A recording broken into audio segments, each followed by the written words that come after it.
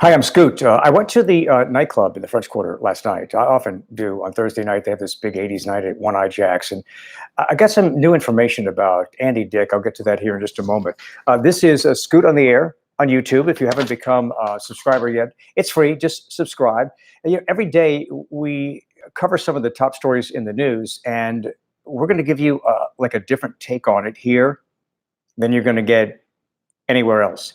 And hopefully the information you gain from this, and us talking about some of these things, is information that you can use throughout the day when you encounter friends and family members and anybody who's having a conversation about some of these top issues. I am an independent. I'm registered independent. I vote for Republicans and Democrats or independents. I vote for the best candidate. I'm not part of the political tribalism of the right or the left. And that's the way most Americans think.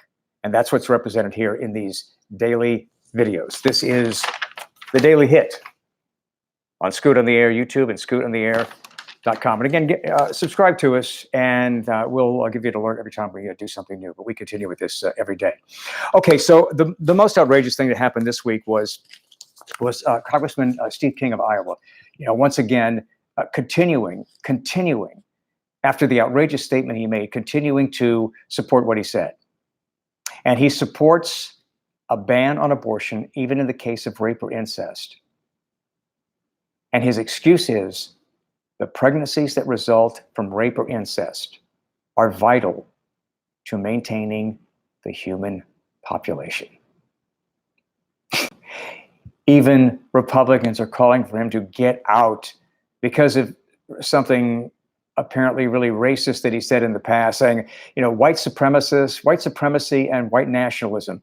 When did these things become offensive? I mean, this guy's a racist, and he's not only that, but he's just an idiot. Look at him. He's an idiot.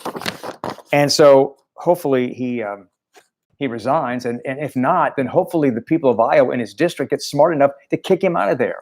New information coming out about the death of Jeffrey Epstein. Now, was it really suicide? Could have been murder.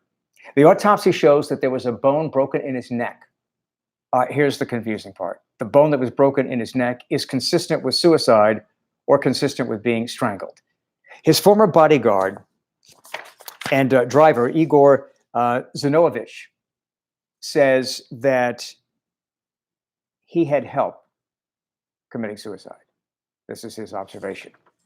But then there are conflicting statements from the former bodyguard who lived in the guest house in Palm Beach and flew on the plane with him to New York and to the pedophile island in the Caribbean.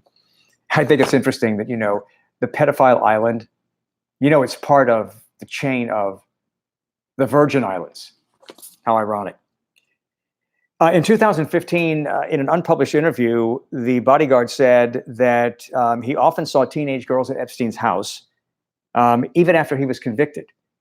And he tried to stop his boss, saying, so many times I tried to stop him. I told him that, in my opinion, this was wrong. He don't listen to me. That's the reason why I'm not working for him no more. I mean, the guy's obviously speaking broken English. But then in a recent interview this week, he says, I didn't say anything wrong. So I don't know. What's the truth? Okay, so Andy Dick was sucker punched, cold cocked, standing outside of a nightclub in New Orleans in the French Quarter. He had just performed, and there was a crowd outside, and this person put down his drink, walked over, cold cocked him, knocked him down. They were concerned about brain bleed. And so Andy Dick spent 2 days in the hospital here in New Orleans, and then was released and then went back to Los Angeles. So what caused this? Here's what I found out last night at that nightclub. That night he was cold cocked. Andy Dick and his whole entourage were obnoxious, drunk, and just a pain in the ass.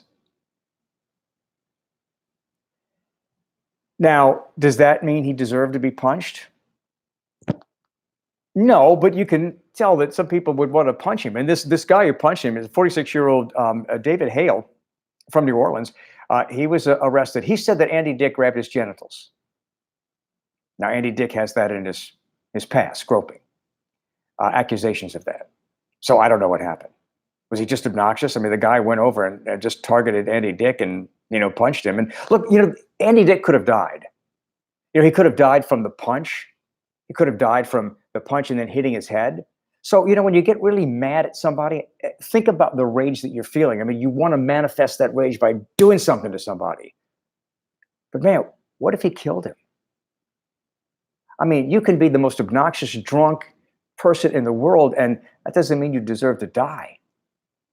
So this 46-year-old who was arrested, think of the trouble he'd be in if Andy Dick had hit his head in a different way and would have died.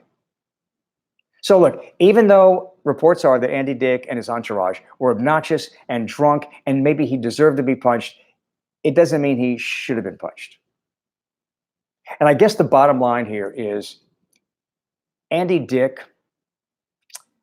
was, that night, apparently before the sucker punch, Andy Dick was living up to his name. And I don't mean he was being an Andy.